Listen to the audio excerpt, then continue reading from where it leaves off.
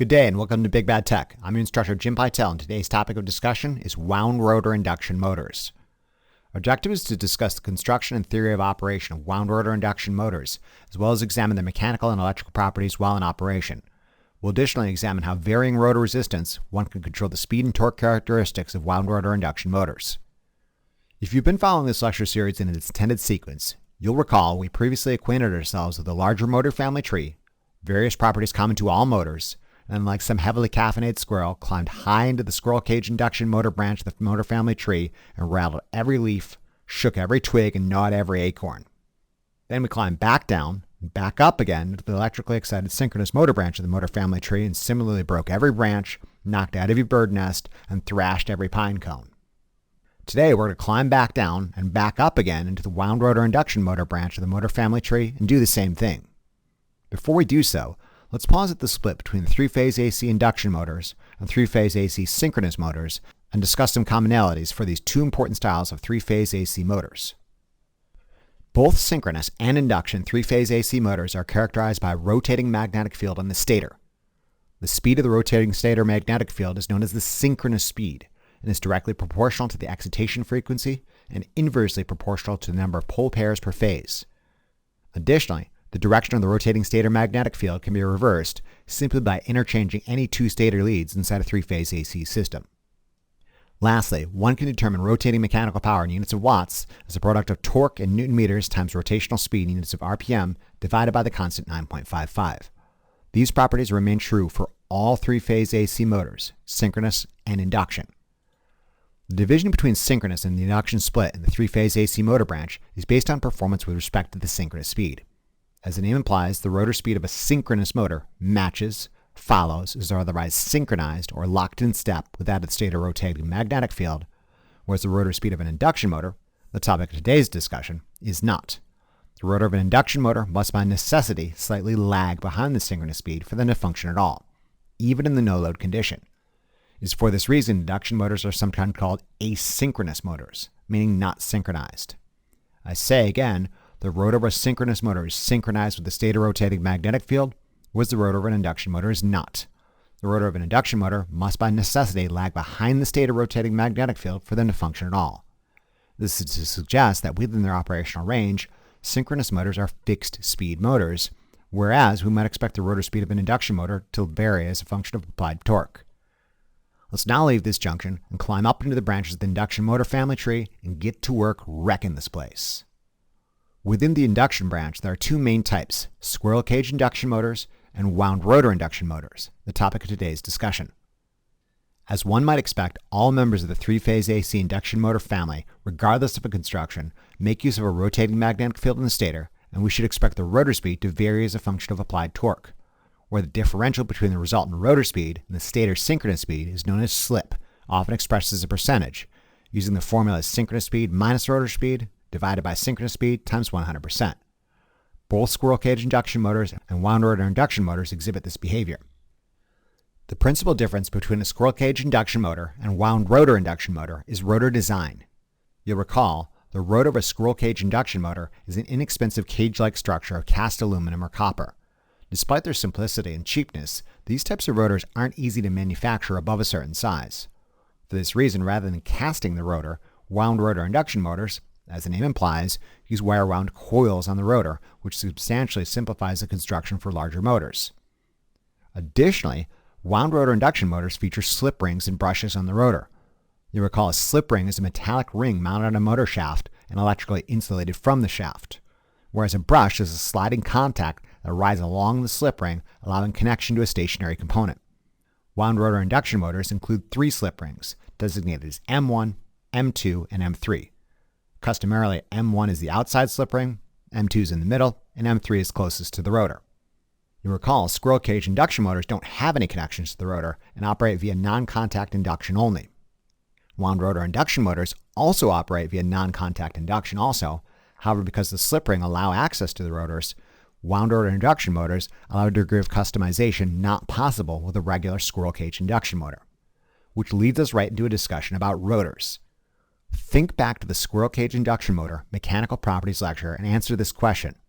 What is the difference between a design B squirrel cage induction motor and a design D squirrel cage induction motor. If you said C, that is correct, but it's not the answer I'm looking for. A more appropriate answer might be that design B and design D squirrel cage induction motors exhibit different speed, torque, and mechanical power characteristics. You recall the speed torque curves for design B and design D squirrel cage induction motors look something like this. Design B motors, a commonly available motor suitable for numerous applications like blowers and pumps, exhibit relatively linear speed torque behavior near the rated condition, which tapers off, peaks, and then diminishes as the motor enters the breakdown region. Design D motors, in contrast, are designed for high inertia starts like a crane or a hoist. As evidenced by their speed torque curve, design D motors produce high torque at low speeds. These speed torque curves imply that a design B motor experiences peak mechanical power output. The product of torque and speed occurs at less slip or a faster rotational speed, whereas a similarly rated design D motor experiences peak mechanical power output at more slip or a slower rotational speed. This again points toward the intended purpose of these different types of motors. Design D motors favor the lower speed, higher slip, higher torque applications one would expect for high inertia loads. Besides differing speed and torque and mechanical power curves, there are several other fundamental differences between Bs and Ds, the first being rotor resistance. Design D rotors, in comparison to design B rotors, feature conductive bars with higher resistance. The second notable difference between B and D motors is their efficiency. Design B motors are relatively efficient, whereas design D motors, not so much. Meaning a design D style motor will consume more real electrical power input to produce an equivalent usable mechanical power output. Lastly, given design D motors specialize in high torque, low speed applications, they exhibit less inrush current demand upon closure of a full voltage starter. So wouldn't it be great if you could have the high torque starting ability and low inrush current demand of a high resistance design D rotor, and when the load is actually moving, switch back over to a low resistance design B rotor such that it operates more efficiently at higher rotational speed? Well, check it out. Wound rotor induction motors allow this duality. This would be impossible for a squirrel cage induction motor lacking access to the rotor. However, wound rotor induction motors with slip rings on the rotor permit a degree of customization to the rotor circuit, thus a degree of flexibility to meet the needs of a particular application.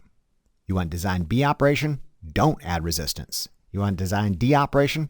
Add resistance. Additionally, a primitive form of variable speed operation can be accomplished by varying the resistance of wound rotor induction motor rotor circuit while in operation. Allow me to demonstrate. Let's first examine the two different extremes of operation. Consider three fixed resistors in a Y configuration connected to the rotor slip rings. It's important to realize this bank of resistors is stationary and external to the rotor. However, because of the slip ring, are continuously included in the rotor circuit in series of the rotor windings, regardless of the physical orientation of the rotor.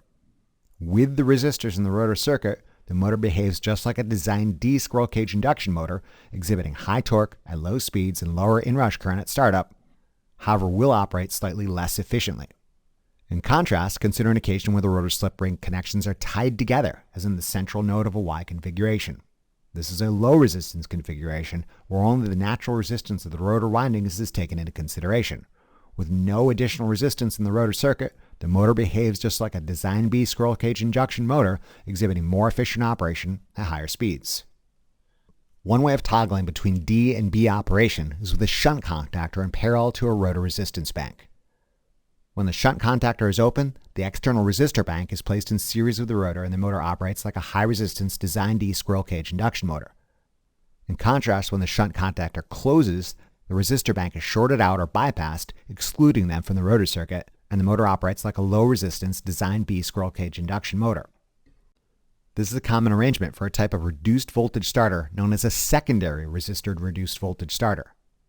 You'll recall we examined several types of reduced voltage starters in the motor control playlist, all of which are designed to limit inrush and modify the starting torque of motors under the direction. You'll recall one of the methods we examined was a primary resistor reduced voltage starter, which in start mode places starting resistors in series with a stator and then bypasses them in run mode. This method would work for both squirrel cage induction motor and wound rotor induction motors. This being said, wound rotor induction motors also allow access to the rotor. A secondary resistor reduced voltage starter, in contrast, operates similarly. However, it does so by placing starting resistors in series with the rotor, not the stator, and then shorts them out in run mode.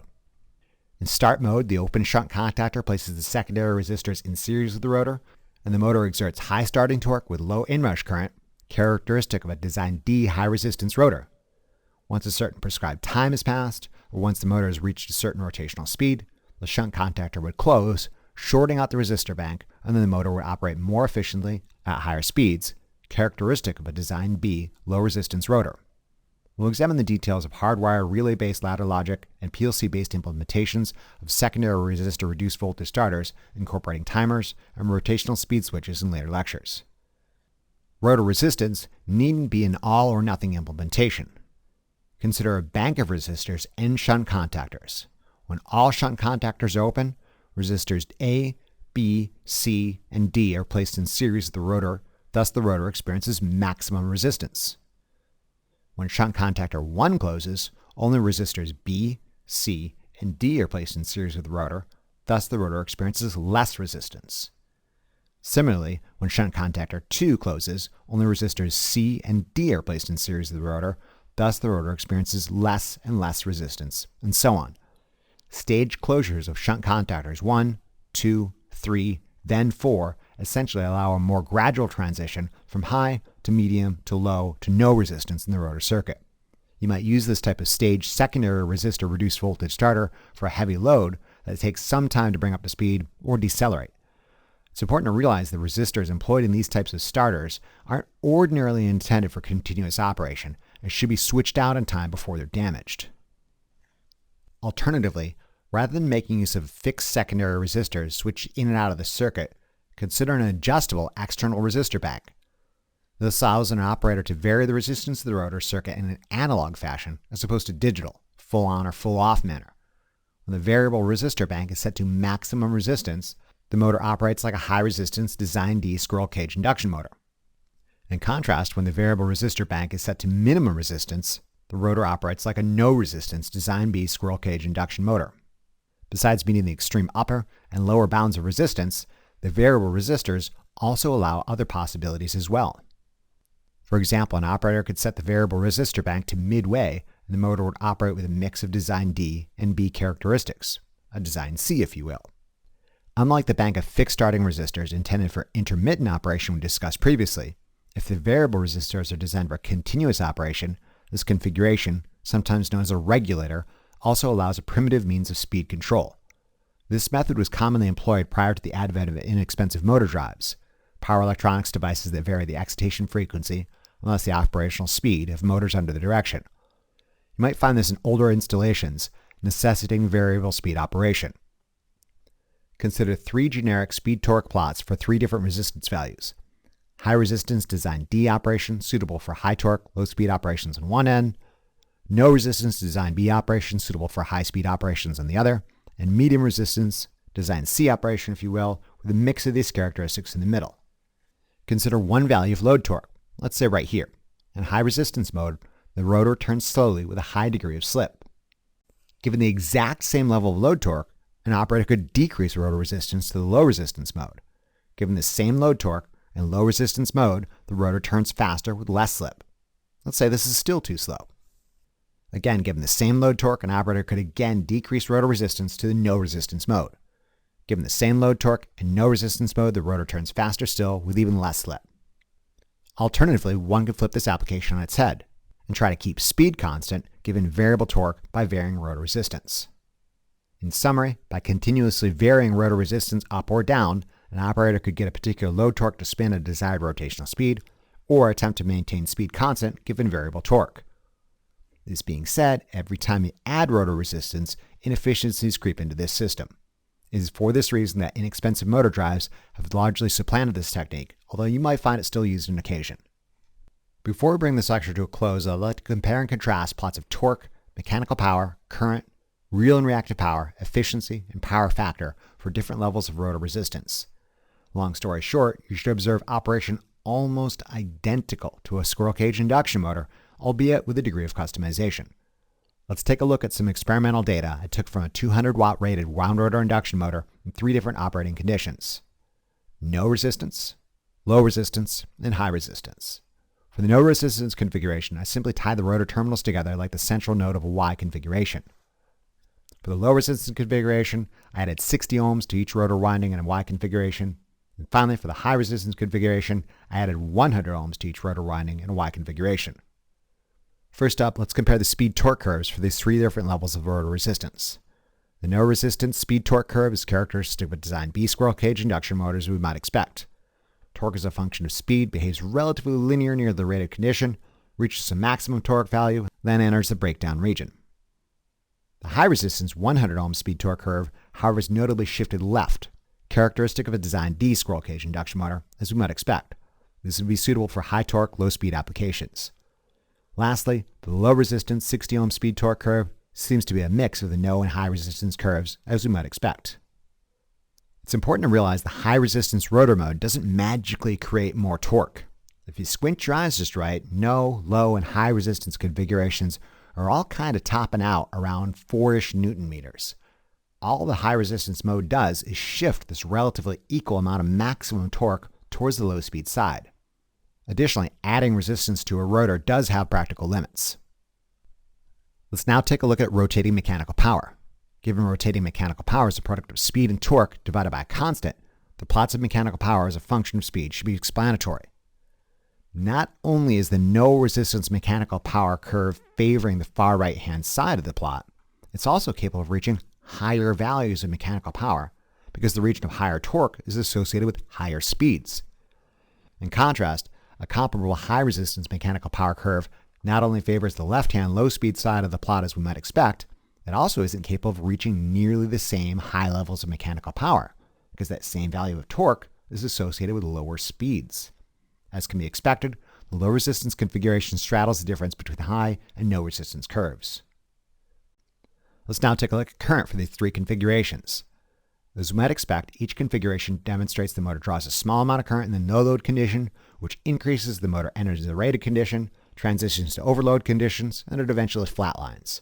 This being said, the high resistance configuration draws less current and the no resistance more, with the low resistance configuration still straddling the difference. This makes perfect sense. A high resistance rotor is known to demand less inrush at start, thus it draws less current. Let's now take a look at real power and efficiency for these three configurations.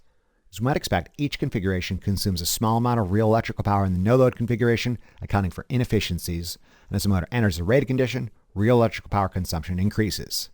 The motor enters overload condition, real electrical power consumption continues to climb, then starts flatlining. Given this behavior of real electrical power and our previous observations of mechanical power, you note each configuration exhibits extremely poor efficiency at the upper and lower ends of operation, with efficiency peaking around the rated condition because that's where the motor was designed to operate. This being said, you'll notice the no resistance configuration is more efficient than the low resistance configuration and much more efficient than the high resistance configuration. This makes perfect sense because the high resistance design D rotors, although they do have a reputation for exerting high torque at low speeds and less inrush at start, they're not exactly the most efficient of beasts. Speaking of inefficient operation, you'll note for all three configurations the overload region, when the motor is consuming high amounts of real power at the same time exerting less and less usable mechanical power output, any electrical power consumed by the motor is going towards self-damage. While it is permissible to temporarily overload a motor, this shouldn't be a regular nor a sustained practice unless your goal is to destroy that motor. Lastly, let's take a look at reactive power and power factor for these three configurations. As we might expect, given each motor operates using the principle of induction, there's a draw of positive reactive power, even in the low load condition, which gradually increases and eventually flatlines. Given this behavior, each configuration exhibits low power factor at no load conditions since a significant portion of apparent power is being directed towards reactive power. As each configuration moves towards the rated condition and beyond, a larger portion of apparent power is directed towards real power and less towards reactive, such that power factor increases. Inside the breakdown region, the ratio of real and reactive power remains relatively constant and power factor kind of flatlines. There you have it, plots of torque, mechanical power output, current, real and reactive power, efficiency, and power factor for the complete operational range of a wound rotor induction motor from locked rotor conditions to the no load speed in three different modes: no resistance, low resistance, and high resistance. As you might expect, no resistance operation is characteristic of a general purpose design B squirrel cage induction motor, whereas high resistance operation is characteristic of a design D squirrel cage induction motor suitable for high torque, low speed applications. What's great about This is one motor performing these distinctly different roles. In summary, by adjusting rotor resistance, a wound rotor induction motor can meet the needs of a wider range of applications than can a similarly rated squirrel cage induction motor with fixed rotor resistance. Before we bring this lecture to a close, I should note that not all wound rotor induction motor manufacturers present data sheets for the complete operational range of their products, and rather than plotting each property as a function of rotational speed, instead plot each property as a function of mechanical power, limiting themselves to the right-hand side of the mechanical power curve from the no load through the rated condition up to maximum mechanical power. So now, because a no resistance configuration allows for expressions of similar torque at higher speeds, whereas the high resistance configuration at lower speeds, the high resistance configuration plots won't cover as much range as the no resistance plots. For this example experiment, I ran using the 200 watt rated wound rotor induction motor, demonstrates the no resistance configuration peaked out at an impressive 520 watts, whereas the high resistance configuration peaked out at a still respectable 360 watts. Thus, the plots of torque, current, real and reactive power, efficiency, and power factor will go from 0 to roughly 520 watts for the no resistance configuration, and the high resistance configuration will go only from 0 to 360 watts. Despite the differences in range, the plots for the no and high resistance configurations exhibit identifiable behavior. As mechanical power output goes up, torque goes up, and speed goes down. You note the slope of the higher resistance rotor configuration, despite the smaller range, is much steeper. Plots of current, real and reactive power, efficiency, and power factor for the no and high resistance configuration also exhibit recognizable behavior. As mechanical power goes up, so does current, real electrical power, and power factor. For this limited range, you'll notice that reactive power remains relatively constant, only rising at the very end. As we'd expect, efficiency peaks out at or near the rated condition. I'm encouraging you to pause the lecture and stare at these plots as long as it's necessary for you to confirm your expectations given your previous experience with squirrel cage induction motors. But don't stare at them too long though, because there's more on the way. Until then, that's all I got for you today. In conclusion, this lecture discussed the construction and theory of operation of wound rotor induction motors, as well as examined the mechanical and electrical properties while in operation. Additionally, we examined how rotor resistance influences the shape of the speed-torque curve and mechanical power. Remember to review these concepts as often as you need to really drive it home. Imagine how well lab will go if you know what you're doing. Thank you very much for your attention and interest, and we'll see you again during the next lecture of our series. Remember to tell your Lazy Lab partner about this resource. Be sure to check out the Big Bad Tech channel for additional resources and updates.